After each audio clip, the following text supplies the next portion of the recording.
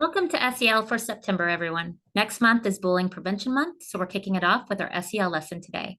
Bullying prevention is when we strengthen our empathy skills, learn about and value each other's differences, and make having a culture of caring at CMS a priority. So today we're going to discuss what is bullying, what you can do if you experience it or witness it, and how you can make a difference. We're always striving to make CMS the best place it can be for all of us. I'm always stressing the importance of using your voice, telling your opinions, concerns, and suggestions. In fact, that's why our format is a little different today. I've heard your feedback about sometimes it's hard to hear the videos or see them or hear me. So I'm just trying something a little different today. So I'd really enjoy hearing what you think about the different format today, how it compares to how I usually do it, and if you have any other suggestions, I would like to hear them.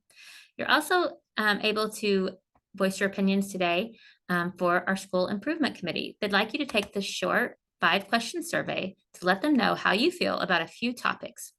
Teachers are going to pause the lesson so you can take the survey. It's located in the Best Me with Mrs. V Google Classroom in the classwork section for today's SEL lesson resources.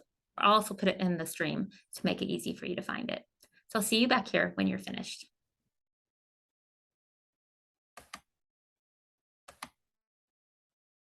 Welcome back.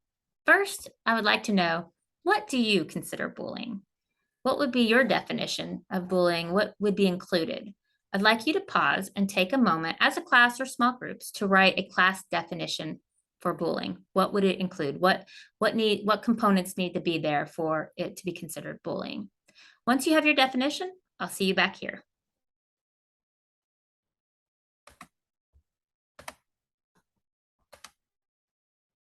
Welcome back. So how did writing the class definition go? Was it difficult to define? Did you all agree or have some differing opinions on what bullying is? Well, according to the Indiana statute that discusses disciplining of students in school and listed in our handbook that we use, bullying means overt, unwanted, repeated acts or gestures, including verbal or written communications or images transmitted in any manner, which include digital or electronic. Physical acts committed, aggression, or any other behaviors that are committed by a student or group of students against another student with the intent to harass, ridicule, humiliate, intimidate, or harm the other targeted student. Bullying has 3 components. 1, an imbalance of power.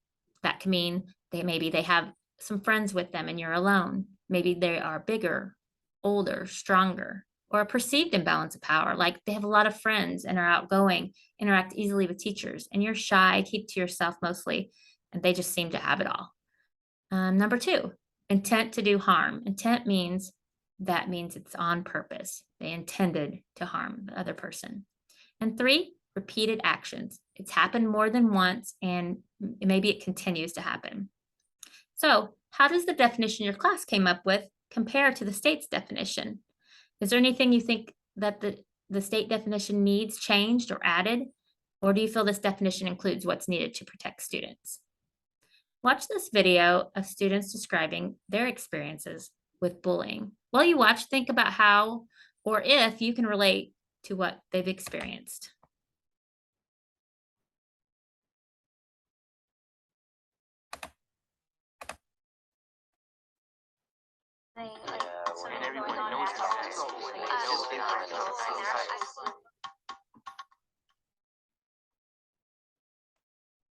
They just pick out all your defects, like even the littlest things. In middle school, I was picked on for being short. Like, that's the stupidest thing to be picked on about. I can't do anything about it. So it just really made me insecure. And I don't know, people would always come and pick me up or just call me shorty or like, I also got called a midget once. I just wanted to be invisible at times just so people would stop talking to me that way, because it really hurt. No one deserves to be treated that way. In middle school, people would just start talking really mean to me for no reason, just because they thought it was the right thing to do, and they thought that like people would just like think that they're hella cool for like making fun of someone just for who they are, and it wasn't really a great experience, and it was hard for me to like make friends and stuff because I was also like overweight really bad, and people like just had a lot of things against me to say something about, because in middle school it's all about like status and stuff and who's better than everyone. It was really like hard for me to like express myself and let like, like let loose and just like let people into my life, because I didn't really know how to do that when people always pushed me out of their life. In seventh grade, there was a kid who was in my homeroom, and he sat behind me. And one day, he just started like flicking me in the head and stuff while I was sitting in class. And then after class, he would come up and just punch me just for no reason, I guess. And he just called me names. He just kept on doing that for about like a month. Like I'd go home and next morning I just like wouldn't want to go to school at all. And my parents didn't know about it. They'd say, no, you have to go to school. Then there were a couple of times where I'd like fake that I was sick just so I could stay home.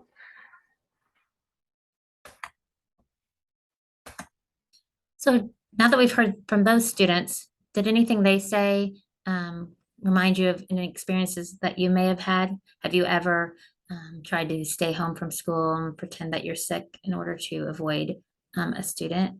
So I'd like you to think about an incident or experience maybe that you've had with bullying.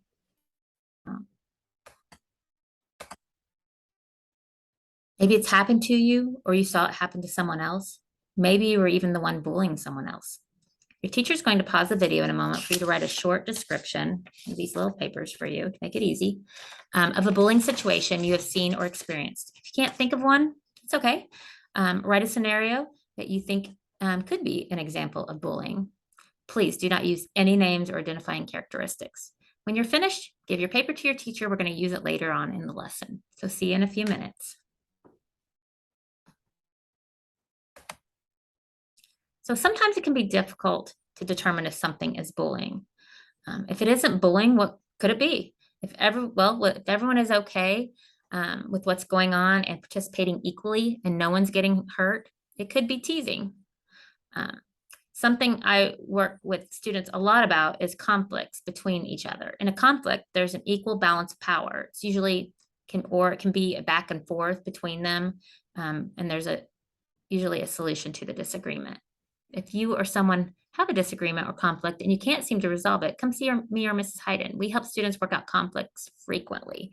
And that can help before it gets too out of hand and helps protect the friendship. And then there are mean moments. A mean moment can happen for many reasons, but it's a one-time thing that even though it was done or said to hurt someone else, it doesn't happen repeatedly. We've probably all been in situations of teasing, conflict, and mean moments. Now I would like for your teachers to take the bullying scenarios that you just wrote and choose one or two. They're going to read it out loud and you're going to discuss whether or not you think it's an incident of bullying or not. And why do you think that? Maybe is there more information you need? Or maybe you feel like it's conflict or teasing or a mean moment. So take a few moments to discuss a couple of the examples and I'll see you back here.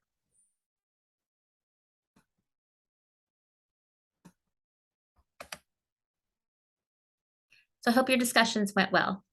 I wanted to also take another moment to discuss bullying and friendships. Sometimes we don't equate those, or we don't think that there can be bullying and friendships, because friendships are often some of our most important relationships. Friends will sometimes have bad days though. Friends will sometimes disagree. Friends will sometimes hurt each other's feelings, have an argument, or simply need time away from one another. And that's normal and can happen in any friendship, no matter how close or how long that you've been friends with them. If you're experiencing something, treatment, behavior from a friend that hurts you, and you've asked that friend to stop, but still continues, then that's not friendship. That behavior could be bullying. Friendship behaviors do not include hurting someone on purpose or continually being mean, even when asked to stop. A friend will change or be remorseful, be sorry for that behavior and change it if they find out that they're hurting you. If you aren't certain if what is happening is part of normal friendship or if it's bullying, talk to an adult you trust and get help sorting out the relationship. Mrs. Hayden and I often help students work on friendship issues, so don't hesitate to come talk to us if you need help.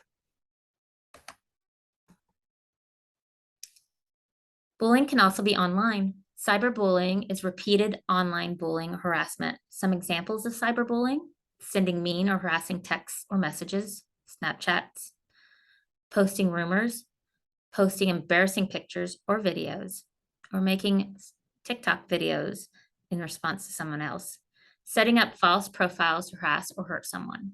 Have you experienced cyberbullying or have seen cyberbullying online?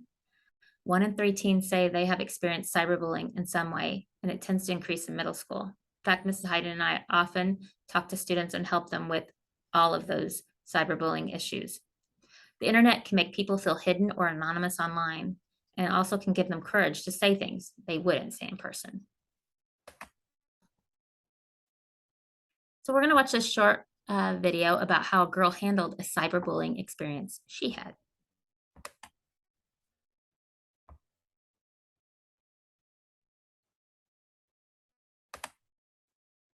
I posted a picture on my Instagram of me underwater, and I thought this was such a cool picture because I had just gotten my new GoPro, and I thought it was so cool that I was able to take a picture underwater. All of a sudden, like a million texts started coming through on my phone from a group chat that I was part of.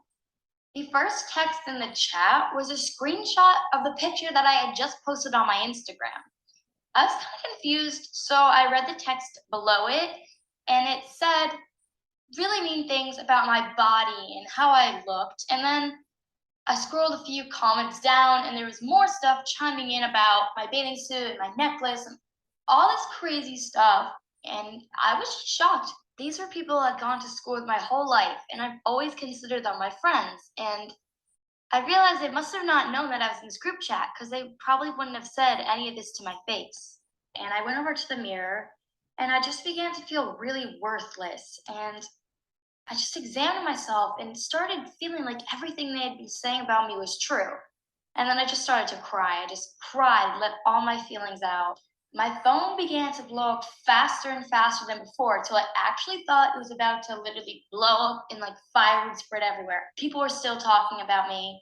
And I just got so mad at that point. And I needed to say my part in this. I wanted to stand up for myself now. So I picked up my phone and I texted in the group chat. Sorry to interrupt, but I am here and I've been reading your texts this whole time. What you guys are doing is really wrong, and I love the picture that I took. There was silence. The texting had stopped, and I didn't let their mean words change the way I felt about myself. I made the very picture they made fun of my new profile picture.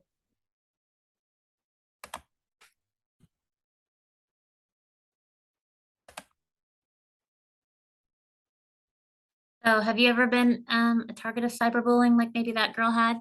Or maybe you joined in on making mean comments. Comments on in Snapchat, TikTok, anything like that can be very hurtful.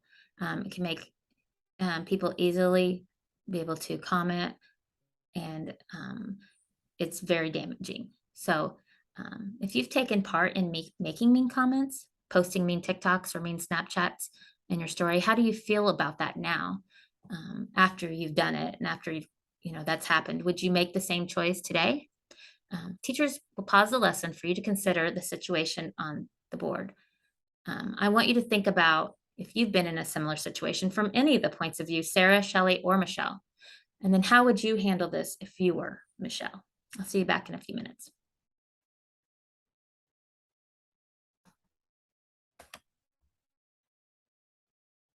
So, what can you do? One of the many reasons cyberbullying is a problem is because you can't get away from it when you leave school.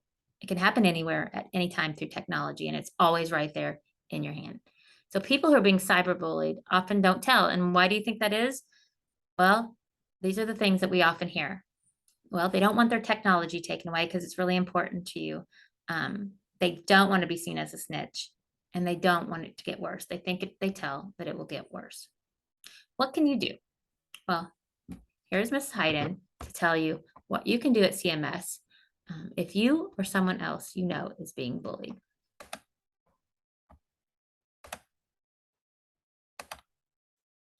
EMS, a lot of you probably already know who I am by now, but for those of you that don't, my name is Mrs. Hyden. I do several things here at Clark. One of those is managing student attendance and making sure kids are coming to school every day. I also talk with kids throughout the school day if they're having problems, talk about things going on at home or things happening here at school. And then I can also help with bullying. And that's what I'd like to talk to you about today, is how you can report bullying at our school. The most important thing is that you do report it, whether you see something that is happening to somebody else that you know isn't okay, or something is happening to you. Any adult in our building can help you with this. So the first way to report bullying is our bully report form.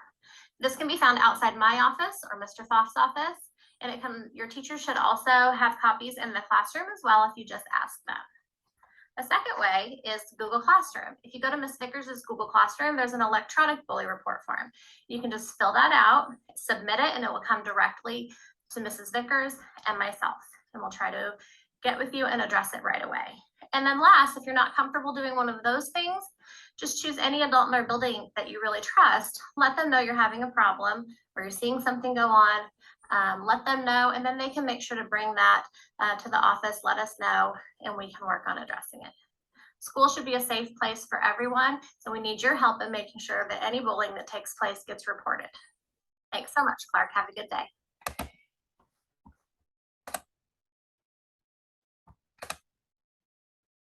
Thank you, Mrs. Hayden. Like she said, telling a safe adult about bullying is the best way to get help for yourself or someone else, as bullying generally won't stop without intervention or help because it's so easy for people to continue if they don't think there's consequences. And cyberbullying is easy for people to comment and post. And usually, all bullying is usually done in reaction to a strong emotion about something without taking the time they need to think about it and either ignore or respond in a way that helps resolve the situation.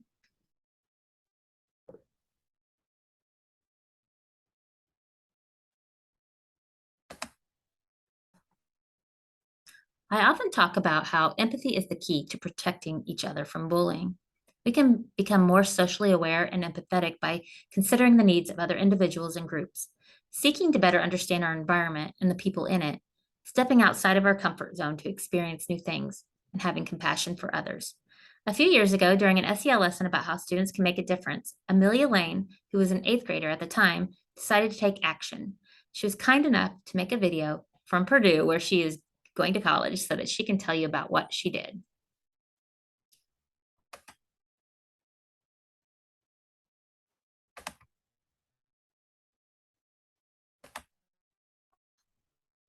Hello, Clark Middle School. My name is Amelia Lane. Some of you may know me as Mr. Lane's daughter. That's all right with me. I was asked by Miss Vickers to talk a little bit about No One Eats Alone. So I first came upon No One Eats Alone whenever I was in my 8th grade health class taught by Mr. K at the time. Now, I won't lie to you, I didn't really know what No One Eats Alone was. But after I looked a little bit more into it, I noticed that Clark needed that sort of thing. It was a group that strives for no one to be,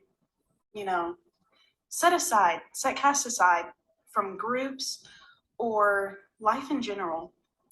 So after I signed up Clark Middle School, we got a package in the mail, and it was a little bit after the national time that it happened, but Miss Vickers and I decided that we still wanted to do it. So a few weeks, maybe even months, a few classmates of mine and Miss Vickers set up No One Eats Alone for Clark Middle School. And what we did for whenever I was in 8th grade was we decided that 6th grade needed this, since it's a little bit easier to get everyone to know each other from 6th grade, because you're coming from different elementary schools. So we got different colored balloons and bracelets. And as the students walked into the cafeteria, we gave them a colored bracelet and they sat with the corresponding balloon. And then from there, we did a bunch of games, Q&As, trivia, all sort of that during lunchtime. And what I saw was kids that normally didn't have a group or maybe even a few friends. They talk to other people, maybe for the first time whenever they were at lunch. And I mean, I've been there. I felt cast aside, you know. I think everybody does at one point or another. And No One Eats Alone really set in stone, like, here are some people that you know that you can talk to if you need to. So what I'm just gonna leave is No One Eats Alone was a great project that I helped to start, and a lot of my classmates helped to start.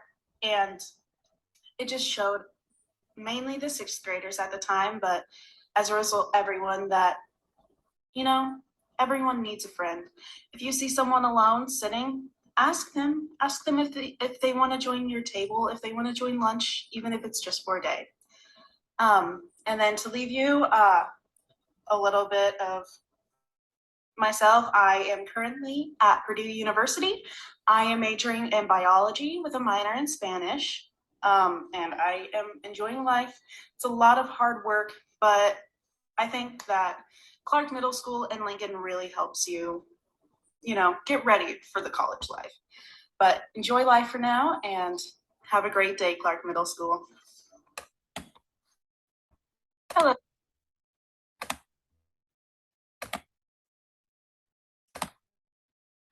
Thank you so much, Amelia. I appreciate that she came to me with that idea and it made a real difference that day. It was a great, great experience for me and everyone that was involved. And I know we'll continue to see Amelia make a difference. We wish her all the best as she continues her education at Purdue. I concluded the article Amelia was inspired by in the Best Me with Mrs. V Google Classroom. If you think of something you would like to do here at CMS to make a difference, let me know so we can work to make it happen. Thank you for participating today in a discussion about something so important to all of us and takes each one of us to do our part to create an environment where we want everyone to feel safe and want to come to school. Let us know if we can help. Have a great week, CMS.